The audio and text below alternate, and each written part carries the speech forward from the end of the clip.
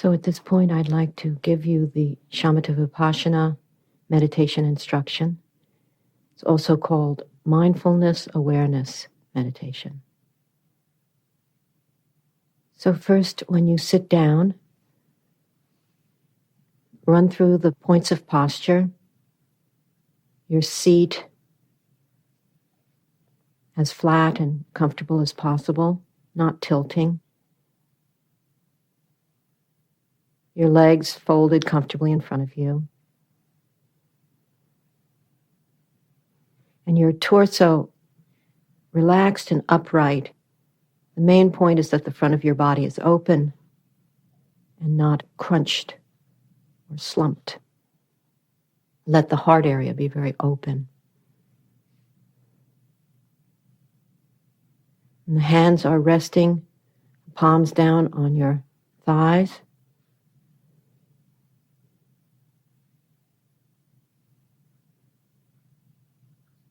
The eyes are open. The eye gaze is slightly downward, about 4 to 6 feet in front of you.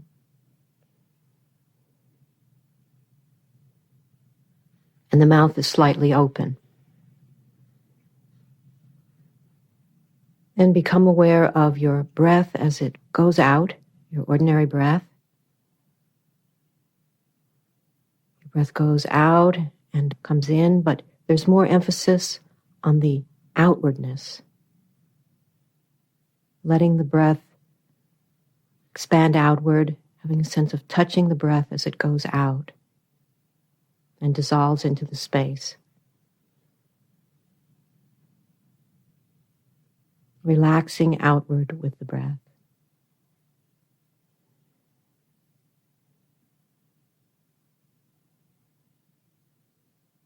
So without struggle, just as best you can, be right here with the breath as it expands outward. Just keep coming back to that breath. Over and over again, just simply and in a very relaxed way, just keep coming back.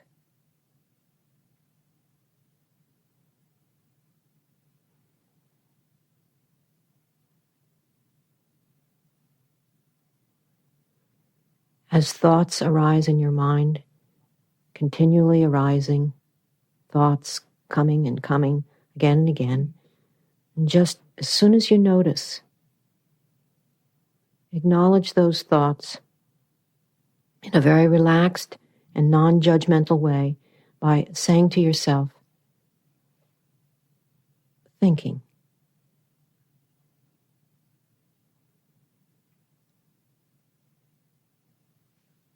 And come back again to the out-breath,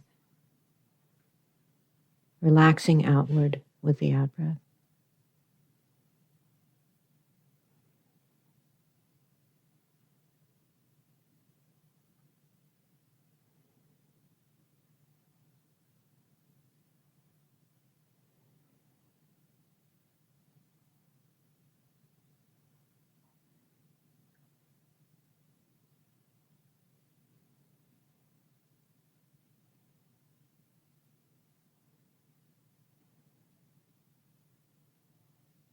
The thoughts and emotions can become very solid,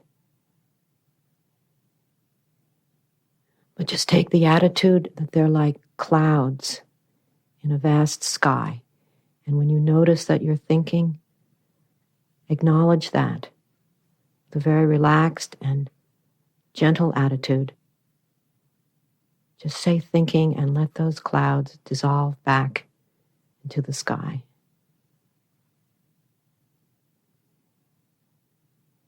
Just sitting here, breathing, relaxing your body and mind.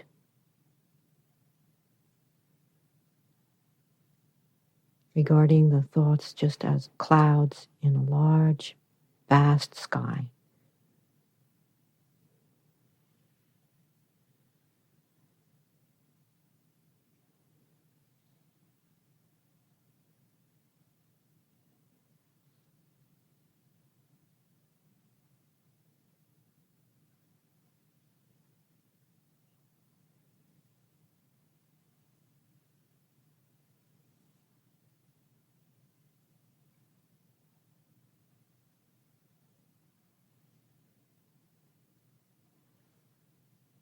If your body begins to hurt, don't struggle with that. Maybe sit with it a little longer than you might usually to just feel where the discomfort is. Rather than struggling, you can take the resting posture by putting up your knees and just holding your knees. And you can sit that way for a while until you feel ready to resume the sitting posture of the legs folded in front of you. So this is very much a practice of no struggle, a practice of relaxing your body and your mind. Just being here with the immediacy of your experience.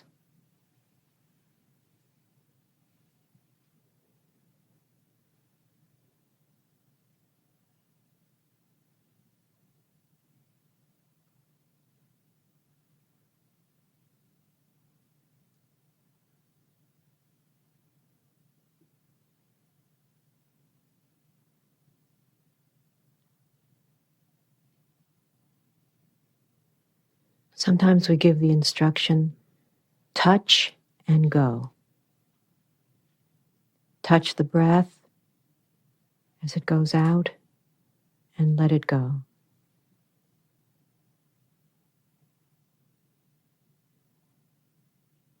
Touch the thoughts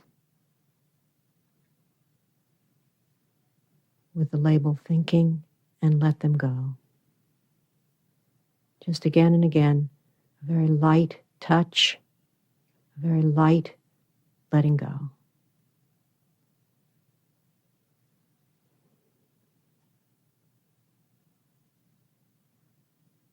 Touch and go.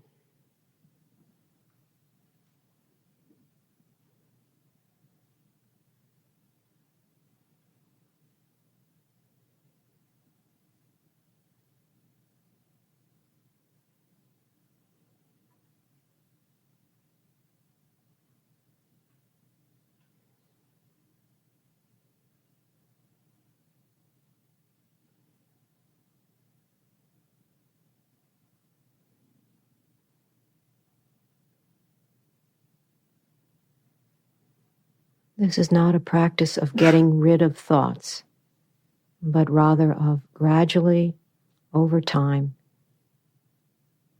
seeing their transparency, seeing that they're not all that solid. So don't try to struggle against the thoughts. Instead, just when you realize you're thinking, be very relaxed, just touch them and let them go. No struggle, just relaxing. Relax the mind, relax the body. Touch and go.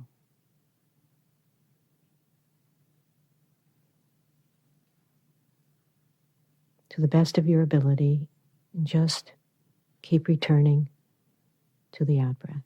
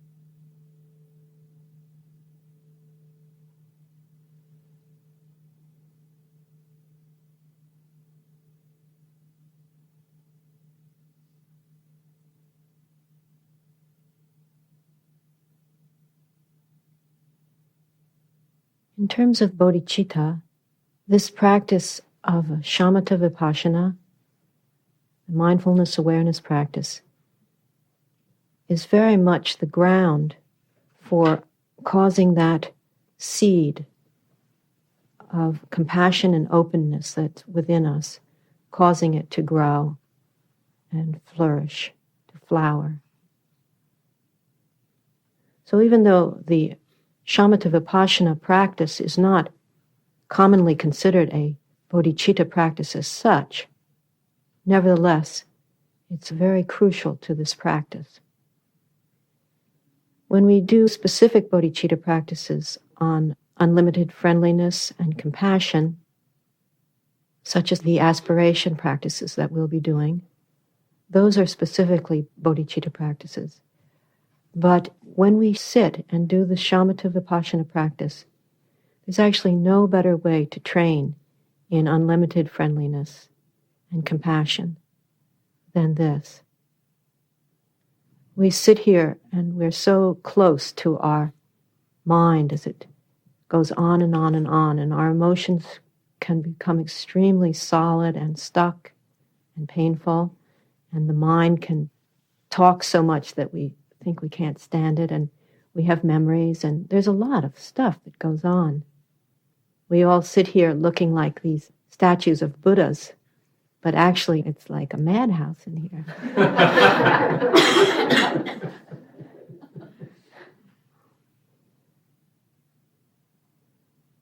So the point is to begin to see the illusory quality of this madhouse. This is a real journey. This is your life's journey. This isn't something that happens fast, because we're actually talking about the evolution of consciousness. From the beginningless time, the human species has been caught in static, fixed thinking, and it has affected our bodies and our hearts and a sense of how we concretize and conceptualize everything. It's just part of how we proceed. And we're talking about an evolution into a much more fluid and open-ended way of thinking and of being, which is to say, beginning to realize the true nature of our being and of all creation, and some sense of the two beginning to merge and join, rather than that we have separated ourselves out and think of ourselves as isolated and separate. So it's a big job. Some people might even say it's asking too much. Think of it, you have a lifetime. Even if you live to be 100 years old, it's really a very short time. So why not spend it undergoing this process of evolution, of opening the mind and heart, connecting with your true nature, rather than getting better and better at fixating, grasping, hardening, freezing, closing down. And so really, we do have that choice. And fortunately, there's this whole body of teachings and practices which support the choice towards wanting to be alive rather than frozen and cut off. So remember, when we're practicing, that it is a practice of cultivating unlimited friendliness towards yourself. So when you get harsh with yourself, when you start criticizing yourself, when you're into a struggle, just remember and lighten up. It's not like a goal you're trying to achieve of no more thoughts or with every out-breath. There's simply a technique which is meant to help you to relax and open your mind so that it can relax into its true state and relax the body, relax the heart. The whole thing could relax and open into its true state, its true nature. It's very much a process of getting to know how we limit ourselves, getting to know how we do shut down and so forth, seeing that compassionately. So don't think that all that discursive thought that you do hour after hour is just going to waste.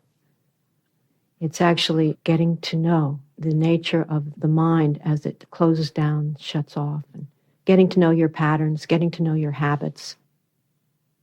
Remember that you're getting to know them with compassionate attitude. So if you find yourself criticizing yourself, just lighten up on that. And so we're taming the mind and training the mind to relax more and more into that open-ended, spacious dimension of mind. The open-ended, spacious dimension, relaxed dimension of our being. So you might have a concept of what you think bodhicitta or openness, what you think that is, but this is somehow training again and again and just relaxing those concepts, let them go, and just trust your experience of all caught up and your experience of relaxation. So in that way, this practice is the means by which gradually people like ourselves can begin to have a more and more ordinary, everyday experience of the openness and spaciousness of our minds. So just let it evolve as it evolves. And don't have it be something you're striving for or think that it's how you're supposed to be. You just are as you are. Relax with that. That's your starting point. Get to know that.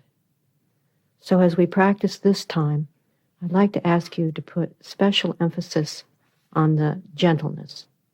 Sometimes it helps to take one of the qualities, take a practice period, and just keep in mind gentleness. So when you see harshness, just try your best to lighten up, give yourself a break, have a little humor, some sense of gentleness about the whole thing. And during this meditation, I may say a few words now and then, but mostly I won't be talking as I did in the previous meditation. So take your posture, your seat and legs, torso, your hands, eyes, and mouth.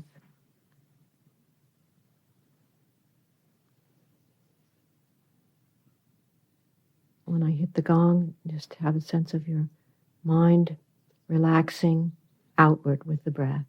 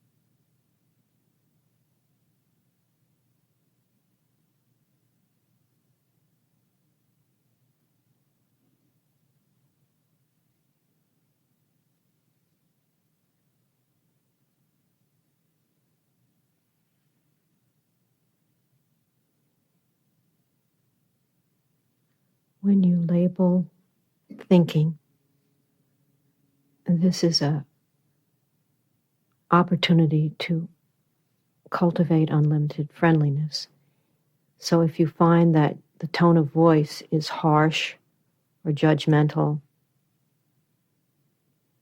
you can just lighten up and change that. You can even say thinking a second time if necessary, with a more compassionate and humorous, gentle attitude. So each time you say thinking, each time you acknowledge, it's an opportunity to cultivate an unbiased and gentle attitude. So watch out for that. If it's harsh, just lighten up. If it's critical, just soften. If there's a sense of struggle, relax with it. And also with the out-breath, sense of gentleness and relaxation with the out-breath. The out-breath isn't like a rock or an image of some kind that you're trying to hold your mind on. It's not actually a concentration practice. The breath is very fluid. Breath is always moving and changing. And it dissolves. So there's just awareness to go out with the out-breath.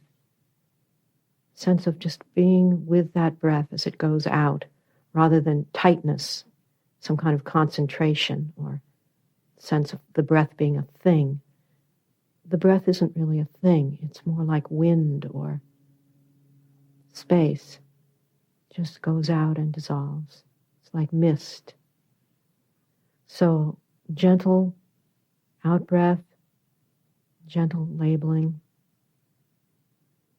just coming back with a gentle, compassionate attitude, cultivating unlimited friendliness towards whatever might arise in your mind.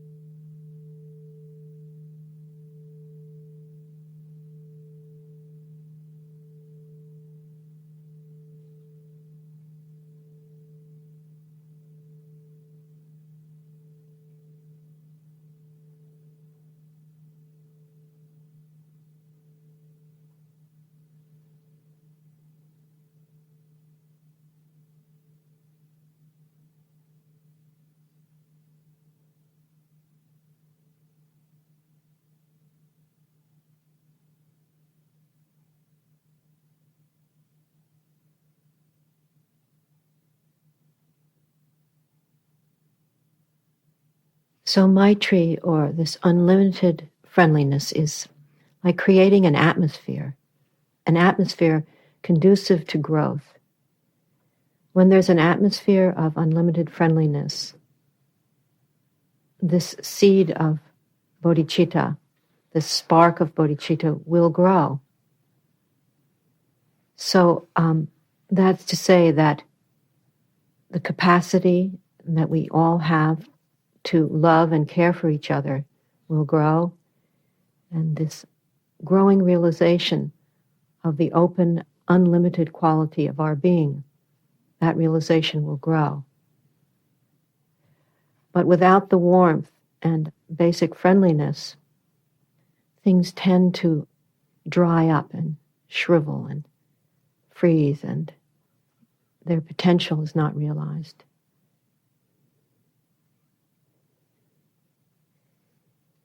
I was emphasizing in the last sitting period the quality of Maitri, or unlimited friendliness, quality of gentleness and relaxation. In this sitting period, I'd like to emphasize the quality of discipline. That is to say that this practice is actually a technique. We just don't sit here and do nothing. There's instructions that we are given. And these instructions could become harsh if it wasn't for the atmosphere of unlimited friendliness. But combined with that, they become the means by which we really, the growth can occur. And in fact, this technique brings out the quality of precision of our mind, the clarity of our mind, the ability of our mind to calm down, to become tamed, the ability of our mind to see clearly and precisely and to know what is. And that's actually a quality of Maitri. Very, very clear seeing. Clearly seeing all that we do and say and think, but with an environment of unlimited friendliness. So this quality of discipline, the quality of precision in the technique, being faithful to the instructions, this is very important. So to the best of our ability, each time we sit down, we just do our best. And sometimes there's certain things that you could expect to experience as a meditator. And one is drowsiness. Another is restlessness, physical and mental restlessness. Another is wild mind. It's just like the ocean during the storm.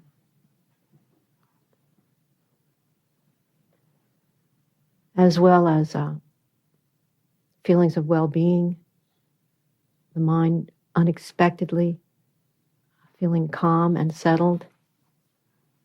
In other words, we sit like a white birch tree through all kinds of weather, and we learn to stay open to whatever's happening without deceiving ourselves. We clearly see what's happening. Wild mind, negative mind, joyful mind, drowsiness, can't stop beating up on myself, whatever it might be. We see it clearly with an atmosphere of unlimited friendliness, but this clear seeing is very important. So this precision of mind, this clarity of mind, is brought out by the technique. So that is to say, we have an object of meditation, which is the out-breath, a very fluid, open-ended, very alive and changing object of meditation, but we always come back. This is a very important part of the instruction. To the best of your ability, just come back. When you find yourself caught in endless thinking and you realize that, just come back. In some way, that's the main instruction of this practice, is just come back. Again and again and again and again. Doesn't matter how many times, just come back.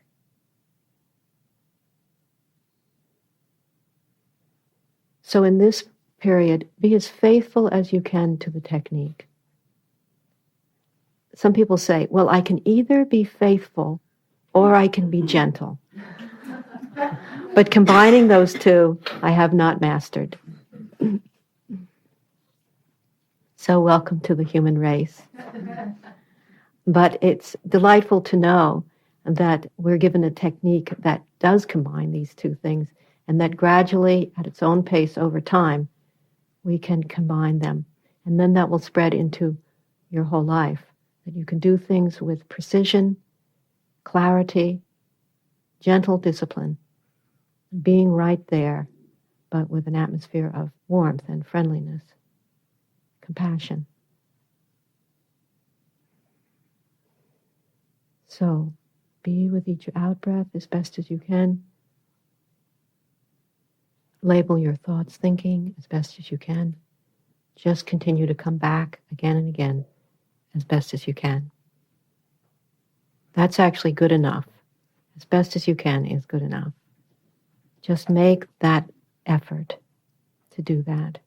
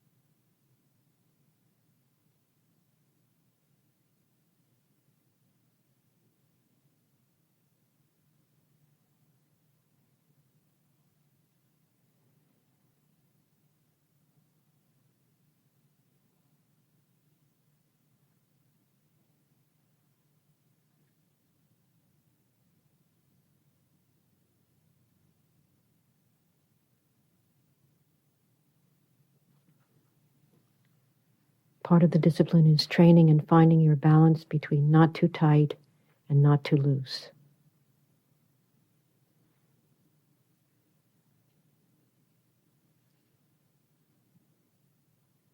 Sometimes we get too harsh, and then we can lighten up.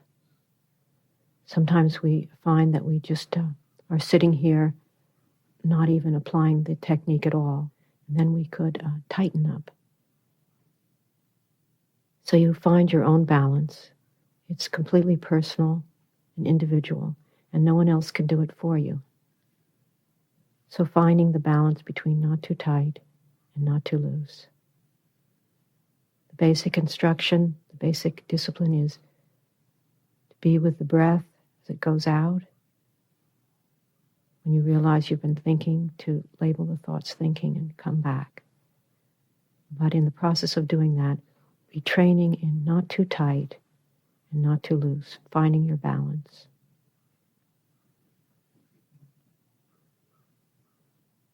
You don't have to judge yourself when you find yourself too tight. It's just a sign that you could lighten up. You don't have to judge yourself when you find yourself, by your own estimation, too loose. It's just a sign that you could tighten up.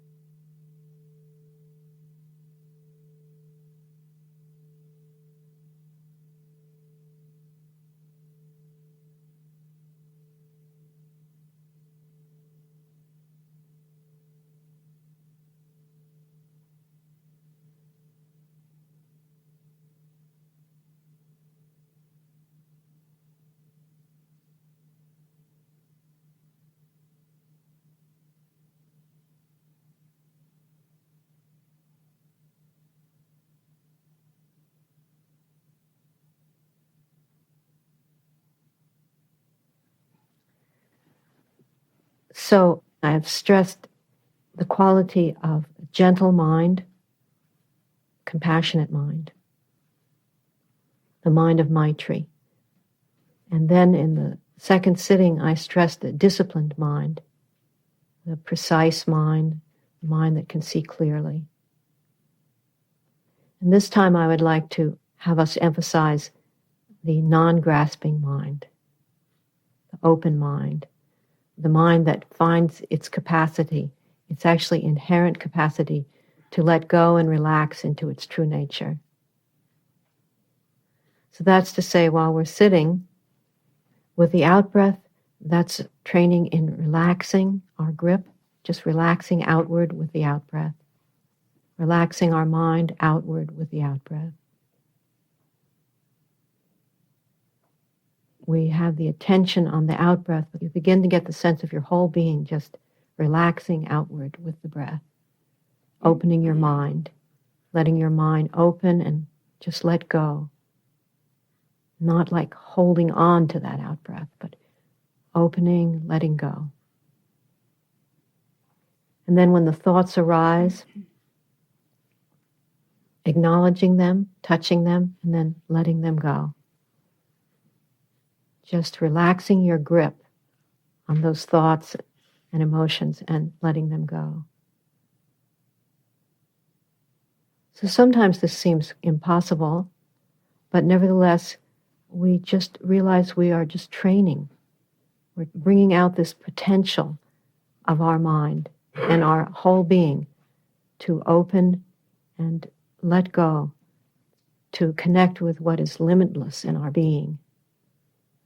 So I think at the simplest level, I keep using this word relax, but this is somewhat the key. And this is something that doesn't seem so philosophical or, spiritual. You just relax with the out-breath, relax the thoughts, relax your grip on the thoughts, your obsession with the thoughts, relax your obsession.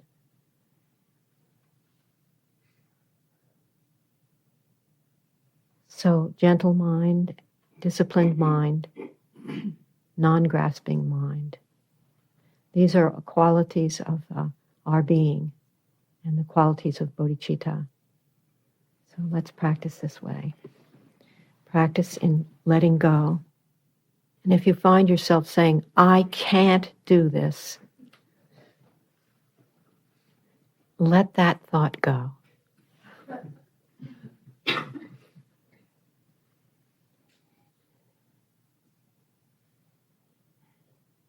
If you find yourself saying, hey, I'm doing pretty good, let that thought go.